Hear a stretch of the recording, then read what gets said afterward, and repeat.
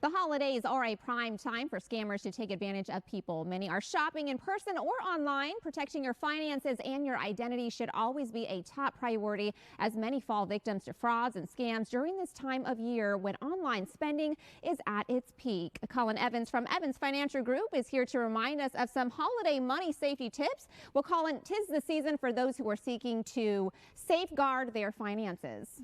Absolutely, absolutely. And, and this time of year is a prime time for getting taken advantage of. But, and also, too, at the same time, as, we kind of have this segment, we got to watch our wallets. And we put together a couple of tips here. And as we start into it, knowing your limits as we start into the Christmas shopping season, and watch out for a budget and try and stick to it, because we can kind of get into the impulse side of things of, oh, I could get that, so-and-so wants that, or the kiddos need that, and we end up going overboard, and that could put us into financial straits coming into the next year. One of our big ones, as we were just talking with this scam deal, fraud protection. This is a big time of year for that, and really understanding the fraud protection, your credit card versus what your bank offers, because there are going to be two different scenarios on here.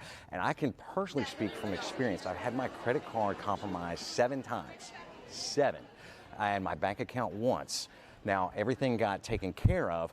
But typically what we see when people ask the question, what's going to be better? Is it greater to use a credit card, or is it greater to use my bank account and a debit card? That was my question. It's huge. Well, typically you've got greater fraud protection with your credit card. Credit card. It is. It's typically much, much greater than on the bank.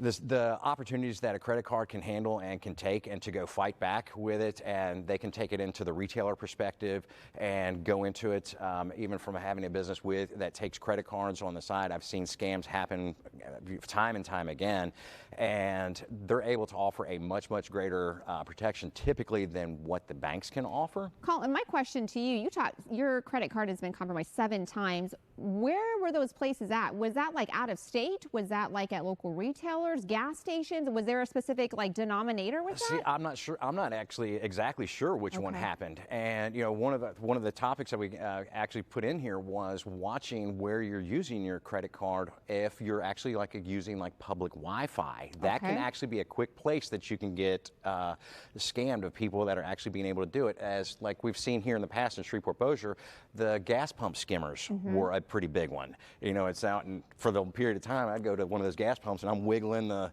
thing before I put my credit card in it to make sure it's not coming off. Now, one of the things I do highly recommend, and this is with, I'm not sure if they have this on the Android, but Apple's have the Wallet app on your phone, and you can actually put your cards in there. Well, the beauty of that, of when a charge happens, it immediately pops up and you see the notification on your phone. Well, if you're not making a charge and all of a sudden something pops up, it's either, hey, I've got something set up on an auto selection, or somebody has my card. We have a problem. And seeing that happen, I had one that happened with like I said, with my bank account. That happened in between Christmas and New Year's. And I get back to my office about January 3rd or 4th, and they said, hey, did you happen to go out of the country? I said, what do you mean? I said, have you looked at your bank account? I said, no, it was a holiday time. I really wasn't paying attention to it. And I said, could you log in and check? I had charges from England all the way to Rome. And what blew me away is a lot of the stuff was charged, but people returned stuff. And come to find out, they were returning stuff so they could actually get cash back. Oh my gosh, as opposed to it. Now, the banking process took a little bit longer to get back, as you have to sign off on each charge before they go and fight back for it. Fortunately, after about 2 weeks, I was able to get all that put back in place. But compared to a credit card, it's a quick fight, and they go to bat for you very, very quickly. So that's a very good thing for them to have.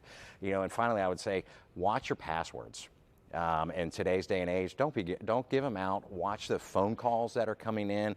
Typically, your bank's not going to be calling saying, hey, we want to verify. Wait, that's a huge red flag. I feel like that's happening all the time. They're getting smarter and smarter with those scams. They are. They completely are. And as we see that it's a billion-dollar industry, and just taking advantage of us. They know what they're doing right now. Well, thank you so much, Colin, for talking to us about how we can financially stay safe during the holiday season. I feel like we can go further into this, but we are out of time. But thank you for being here and for sharing this with us. Thanks for having us.